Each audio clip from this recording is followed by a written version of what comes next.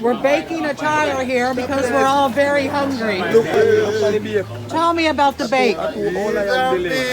Yeah, I forget your interview from me. Yeah, tell me about baking a tire. God, bake it without the oven.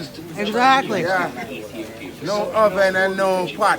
All right, so how many times can you do this to a tire? You have to do it a lot of times. Just make sure the right amount of heat go on it. And then you change it around on the other side. So you're going to heat it up on both sides? Yeah. And you don't have to heat it up as much outside as they do on the inside. Really? Was still widespread here, century after it had been prohibited throughout much of the Western world. And is this what it's going to look like when it's done? Something like that.